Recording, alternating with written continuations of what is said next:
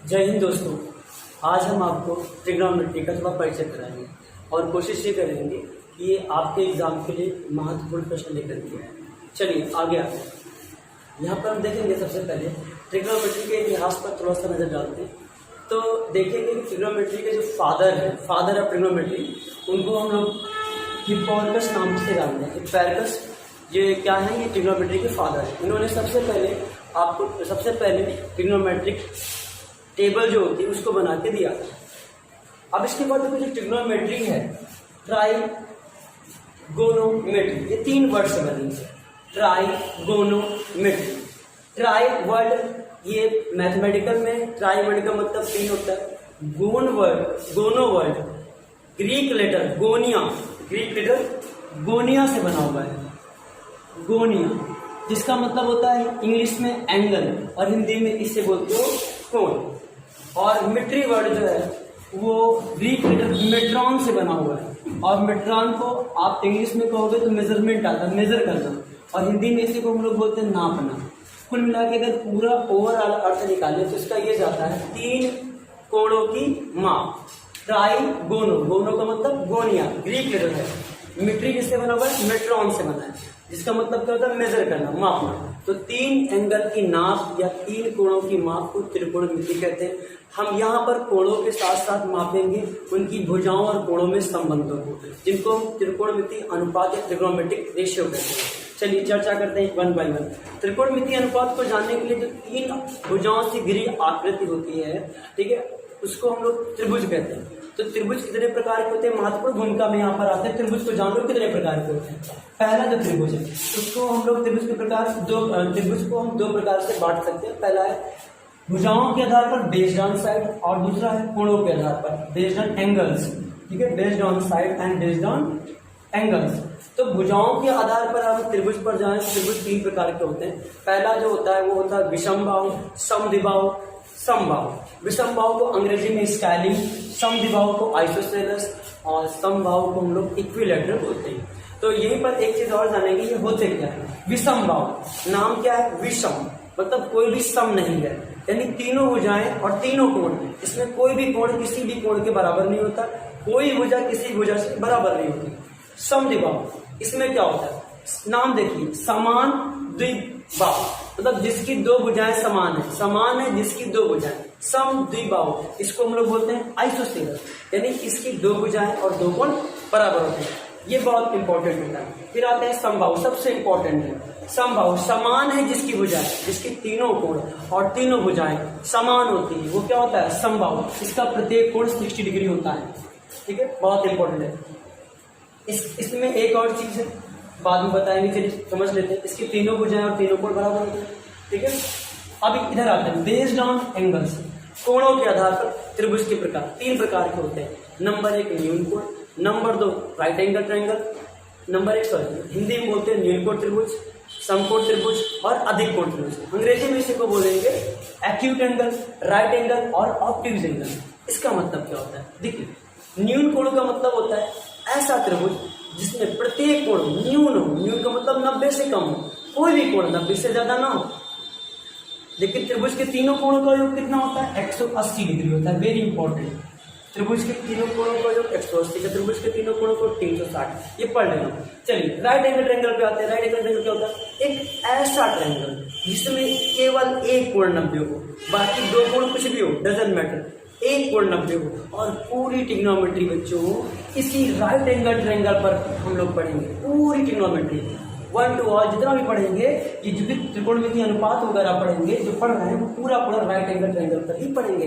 ठीक है, चलिए आगे आते हैं। ऑब्ट्यूज एंगल ट्रायंगल, इसमें क्या होता है? इसमें केवल एक एंगल 90 से अधिक होता है। एक एंगल 90 से अधिक, बाकी कुछ भी हो सकता है। लेकिन कभी भी तीनों कोणों का योग 180 से ज्यादा किसी भी त्रिभुज में नहीं होगा। क्लियर है? अच्छा, आगे आते हैं। यहां पर ये देख सकते हैं राइट एंगल ट्रायंगल के विषय में कुछ प्रॉपर्टी पढ़ते हैं।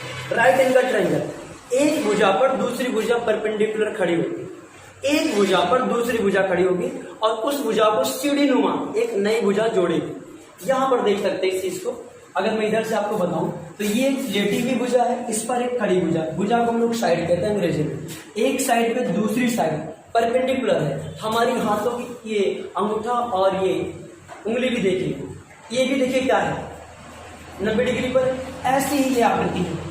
और यहाँ पर देखिए ये क्या है, इसी को बोलते हैं कर्ण। ये सबसे बड़ी, इसीलिए इसका नाम होता है हाइपोटेन्यूज। ये सबसे बड़ी साइड होती है, हाइपोटेन्यूज या कर्ण कहते हैं।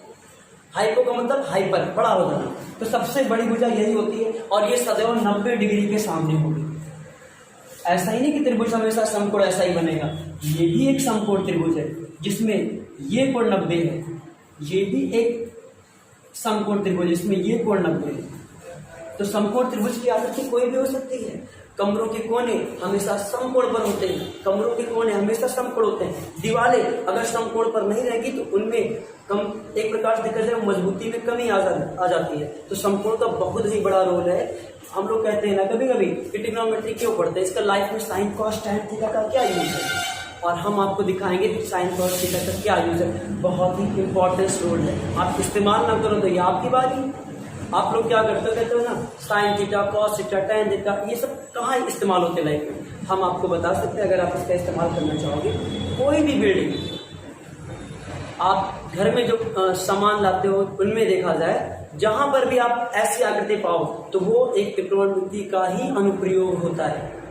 समझ रहे हो, एक घर स्ट्रक्चर जिसमें आप रहते हो, एक त्रिकोणमिति, जो मोटरसाइकिल चलती है उसमें त्रिकोणमिति का बहुत बड़ा रोल होता है। बिल्डिंग बनने में, पुल बनने में, जिनसे आपकी लाइफ आसान होती है, ट्रिग्नोमेट्री वहां आकर के खड़ी होती है। और भी इसके बहुत अनुप्रयोग है, समय के साथ हम इसको देखते रहेंगे। तो ये मत कहिएगा कि आपके फोन भी, हमारे फोन और आपके फोन भी कैसे होते हैं, राइट एंगल पर होते हैं, और राइट एंगल पर ही तो पूरी ट्रिग्नोमेट्री देखते भाई साहब। आप जब भी बहुत सारे कार्य ऐसे करते हो जो राइट एंगल पर बेस्ड होते हैं। क्लियर, आगे आते हैं। यहां पर हम देखते हैं ट्रिग्नोमेट्री में दो भुजाएं और बची, एक आधार और एक लंब। ये कभी भी स्टैटिक नहीं होती, ये हमेशा क्या होती है, बदला करती है। अब बड़ी बात है कैसे बदलती है। देखिए कोण ए के लिए ये भुजा, देखो भुजा जो कोण होता है वो दो भुजाओं या दो रेखाओं के मेल से बनता है। दो रेखाएं जहां पर मिलती है वहीं पर कोण बन जाता है। तो भाई ये कोण ए बन रहा है। अब यहां पर हम क्या देखते हैं, सबसे बड़ी भुजा, तो ये सबसे बड़ी भुजा कभी नहीं बदलेगी। सबसे बड़ी भुजा हमेशा क्या रहेगी, कर्ण ही रहेगी, हाइपोटेन्यूज ही रहेगी। लेकिन ये भुजा अगर जिस पर कोण बनता है, कोण एक बन रहा है इस भुजा पर और इस भुजा पर, ये तो हाइपोटेन्यूज हो गई। लेकिन ये भुजा जिस पर बना वो उस कोण का आधार हो गया। इसीलिए इस कोण के लिए हमने लिख दिया बेस पार कोण, यानी ए बी जो होगा वो कोण ए के लिए आधार है। तो कोण के सामने वाली भुजा लंब होती है या परपेंडिकुलर होती है। इस एंगल के सामने वाली साइड क्या होती है, परपेंडिकुलर होती है। तो एंगल ए के लिए अगर परपेंडिकुलर निकालेंगे तो बीसी आएगी। हम भुजाओं को पढ़ना भी जानते हैं। दो पॉइंटों के बीच की दूरी को हम लोग साइड कहते हैं, भुजा कहते हैं। बीसी इसकी भुजा हो जाएगी, ए बी इसकी भुजा हो जाएगी, ए सी इसकी भुजा हो जाएगी। यहाँ पर तीन भुजाएं, किसी त्रिभुज में तीन भुजाएं होती हैं, तीन माध्यिकाएं होती हैं, तीन शीर्ष होते हैं, वर्टेक्स तीन होते हैं, वर्टिसेस भी तीन होते हैं। वही वर्टेक्स पोस्ट एंगुलर या एंगुलर में चेंज करते हैं, वर्टिसेस हो जाता है। और तीन ही कोण होते हैं। ठीक है, इस चीज को भी ध्यान रखें। ठीक है, त्रिभुज में कुछ चीजें और भी होती हैं, जैसे हमने कहा आपको कोणार्धक क्या होते हैं, एंगुलर बाइसेक्टर, कोणार्धक ये पढ़ाएंगे हम आपको। और साथ ही साथ हम आपको पढ़ाएंगे लंबार्धक क्या होते हैं, परपेंडिकुलर बाइसेक्टर। परपेंडिकुलर बाइसेक्टर हम आपको लंब, शीर्ष लंब पढ़ाएंगे। शीर्ष लंब जो परपेंडिकुलर होता है वर्टेक्स से, इसको पढ़ाएंगे।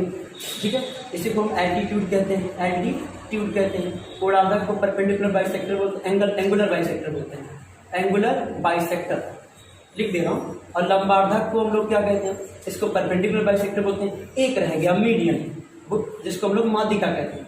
ये सब बहुत इंपॉर्टेंट है, इनके कटान बिंदु इंपॉर्टेंट है, यानी इनके इंटरसेक्टिंग पॉइंट इंपॉर्टेंट है। जो मीडियन होता है उसका इंटरसेक्टिंग पॉइंट को हम लोग सेंट्रॉइड या केंद्रक बोलते हैं। इसके माध्यिकाओं के कटान बिंदु को केंद्रक बोलते हैं। मीडियन के जो इंटरसेक्टिंग पॉइंट होते हैं उसको हम लोग केंद्रक बोलते हैं। आगे आ गया एल्टीट्यूड, शीर्ष लंब। शीर्ष लंब के जो कटान बिंदु होगा, शीर्ष लंब जो होते हैं ना, उसके कटान बिंदु को हम लोग क्या बोलते हैं, उसके कटान बिंदु को अंतः क्या बोलते हैं, अंतः केंद्र क्या बोलते हैं, इन सेंटर क्या बोलेंगे, इन सेंटर। और जो कोणार्धक होते हैं, कोणार्धक के कटान बिंदु को, यानी जो हमारे एंगुलर बाइसेक्टर होते हैं, इनके जो इंटरसेक्टिंग पॉइंट होंगे उनको हम लोग क्या बोलते हैं, सर्कमसेंटर बोलेंगे। क्या बोलेंगे, सर्कमसेंटर। और जो लंबार्धक होते हैं, लंबार्धक ठीक है। इनके जो कटान बिंदु होंगे उन्हें लंब केंद्र या आर्थो सेंटर बोलेंगे, यानी जिसको हम लोग बोलते हैं परपेंडिकुलर बाइसेक्टर। जो परपेंडिकुलर बाइसेक्टर होते हैं उनके जो मीटिंग पॉइंट होते हैं, जहां पर वो मिलते हैं, जहां पर वो इंटरसेक्ट करते हैं, उस पॉइंट को हम लोग क्या कहते हैं, उस पॉइंट को हम लोग कहते हैं आर्थो सेंटर। तो आर्थो सेंटर, सरकम सेंटर, इन सेंटर और सेंट्रोइड, ये बहुत इंपॉर्टेंट पॉइंट है, इनको भी याद रखिएगा। फिर से एक बार, मीडियन यानी माध्यिकाओं के कटान बिंदु को सेंट्रोइड, शीर्षलंब एल्टीट्यूड जिसके कटान बिंदु होंगे उनके कटान बिंदुओं को हम लोग क्या कहेंगे, इन सेंटर, और कोणार्धक इसके कटान बिंदुओं को हम लोग क्या करेंगे, सर्कम सेंटर, आखिरी वाला आर्थो सेंटर हो जाएगा। अच्छे से याद रखिएगा। अब आगे आते हैं, मेन ट्रिग्नोमेट्री पर आते हैं। यहाँ पर ये इस एंगल सी के लिए, एंगल सी के लिए ये ए बी क्या हो जाएगी, एंगल सी के लिए ए बी परपेंडिकुलर हो जाएगी, और बी सी वो बेस हो जाएगा। नहीं समझ में आया होगा मुझे मालूम है, तो इतना जान लो, किसी भी एंगल के सामने वाली जो साइड होती है वो क्या होती है, सदैव परपेंडिकुलर होती है। कैसे परपेंडिकुलर होती है, जैसे हमने कहा परपेंडिकुलर को हिंदी में बोलते हैं लंब। लंब क्या बोलते हैं, लंब। जैसे मेरे सामने कोई बंदा खड़ा है तो मैं क्या कहूँगा, इसकी लंबाई कितनी है, तो खड़ा होगा ना तभी तो लंबाई निकालोगे, लेटे के तो नहीं निकाल पाओगे ना। तो हम लोग इसीलिए कहते हैं लंब जो होगा वो सदैव एंगल के सामने खड़ी होगी। इधर से अगर आप यहाँ पर आएंगे देखेंगे तो ये भुजा खड़ी मिल जाएगी, इसलिए इसको लंब होगी। आगे आ जाते हैं, अब हम सबसे इंपॉर्टेंट रोल पे पढ़ते हैं ट्रिग्नोमेट्रिक फंक्शन। यहाँ से प्योर ट्रिग्नोमेट्री स्टार्ट होती है, ठीक है। प्योर ट्रिग्नोमेट्री स्टार्ट करने से पहले मैं अपने भारतीय गणितज्ञ आर्यभट्ट का नाम जरूर लूंगा, क्योंकि उन्होंने सूर्य सिद्धांत हमको दिया, जिसमें उन्होंने साइन को ज्या कहा है, कॉस को ज्या कहा है, टेंजेंट को हिंदी में स्पर्श ज्या कहा है, और हम लोग इसको क्या करते हैं, इंग्लिश में यूज करते हैं। ये हमारा ज्या है, ये हमारा कोज्या है, और ये हमारा स्पर्श ज्या है। इनके विलोम होते हैं, जैसे ज्या का विलोम हमारा क्या हो जाएगा, तो सेकंड बोलते हैं। चलिए हम अंग्रेजी में पढ़ते हैं, क्योंकि इनका यूज अब खत्म हो गया। हिंदी का अस्तित्व बहुत ही खतरे में है, लोग इसे मिटाते जा रहे हैं और इंग्लिश को शामिल करते जा रहे हैं, तो इसको भी हम बताएंगे। अब देखो पढ़ेंगे हम वही चीज जो यूज में आए। ज्या को ज्या स्पर्श कभी यूज में नहीं आने वाली है किसी भी विषय में, चाहे हिंदी पढ़ो चाहे अंग्रेजी पढ़ो, सब में ये साइन में आएगा। साइन की स्पेलिंग होती है SINE, क्या होती है, SINE, लेकिन शॉर्ट फॉर्म इसे SIN होगा, ठीक है। ये हम यूज नहीं करेंगे, हम इसे SIN लिखेंगे, इसीलिए मैंने इसको लाल मार्कर से पहले से ही लिख दिया है, ठीक है। संसाधनों का अभाव है, थोड़ा उसको इग्नोर करिएगा आप लोग। यहाँ पर देखिए क्या कोसाइन है, कोसाइन में देखिए हम तीन वर्ड है, कॉस, हम लोग शॉर्ट फॉर्म यूज करते हैं, कॉस यूज करेंगे, और टैन। ये होते क्या है, पहले इस पर चर्चा करते हैं। देखो 6 अनुपात है, पहले इनको पढ़ो, साइन, कॉस, टैन, कोसेक, सेक, कॉट। अब एक एक अनुपात पर हम थोड़ा सा विश्लेषण करेंगे। जैसे साइन है, अगर हम इसमें देखें दो भुजाएं, परपेंडिकुलर और हाइपोटेन्यूज, अगर इनको अपॉन में लिखे, मैं कहीं लिख दे रहा हूं इधर, मैं अगर लिखता हूं परपेंडिकुलर अपॉन हाइपोटेन्यूज, तो लिखने में काफी बड़ा हो गया कि नहीं, बड़ा हो गया, टाइम ज्यादा लगेगा। तो इसको शॉर्ट फॉर्म, ये एक रेशियो हो गया, ये ट्रिग्नोमेट्री के रेशियोज हैं, इनको हमने कह दिया ये साइन, ताकि लिखना आसान पड़ जाए। क्या हो जाए, आसान पड़ जाए। तो परपेंडिकुलर अपॉन हाइपोटेन्यूज को हम लोगों ने क्या कह दिया, साइन। इतनी बड़ी स्पेलिंग के क्योंकि टाइम ज्यादा स्पेलिंग होगा। आगे आते हैं कॉट, कॉट मतलब कॉस जहां पर मिलेगा। इसी प्रकार कॉस को हम लोग बेस अपॉन हाइपोटेन्यूज कहते हैं, टैन को हम लोग परपेंडिकुलर अपॉन बेस कहते हैं। इसका विपरीत, इसके विलोम होने का मतलब क्या हुआ, अगर आपने परपेंडिकुलर को हाइपोटेन्यूज से डिवाइड किया है तब तो उसको साइन कहेंगे, लेकिन इसका उल्टा कर दो, हाइपोटेन्यूज को परपेंडिकुलर से डिवाइड कर दो तो उससे हम लोग क्या बोलेंगे, कोसेकेंड। क्या बोलेंगे, कोसाइन, वेरी सॉरी, कोसाइन। इसे क्या बोलेंगे, सॉरी कोसेकेंड सही था, कोसाइन इसको कंफ्यूज हो गया, ठीक है। तो फुल नाम इसका है, लेकिन इसका शॉर्ट में कोसेक ही यूज करेंगे, एंड हम छोड़ देंगे शॉर्ट फॉर्म कोसेक। तो कोसेक बराबर होता है हाइपोटेन्यूज अपॉन परपेंडिकुलर, सेक बराबर है हाइपोटेन्यूज अपॉन बेस, और कॉट बराबर बेस अपॉन परपेंडिकुलर। चलिए आज थोड़ा मस्ती कर लेते हैं, इसमें कुछ चीजें ऐसे पढ़ते हैं। देखिए हम लोग इसको कैसे याद रख सकते हैं, इसको याद रख पाने के लिए हम कुछ विशेष नियमों को बताते हैं आपको, कैसे याद रखेंगे, मिटा दो। जैसे मैंने लिखा पाकिस्तान भूखा प्यासा, हिंदुस्तान हरा भरा। पाकिस्तान भूखा प्यासा, हिंदुस्तान हरा भरा। अब देखो पाकिस्तान अपॉन हिंदुस्तान, इसको हम लोग साइन कहेंगे, लेकिन शुद्ध वर्ड में इसको हम क्या कहेंगे, परपेंडिकुलर अपॉन हाइपोटेन्यूज। फिर देखो B upon S, base upon hypotenuse, इसको हम लोग कॉस कहेंगे। परपेंडिकुलर अपॉन बेस को tan कहेंगे, है ना।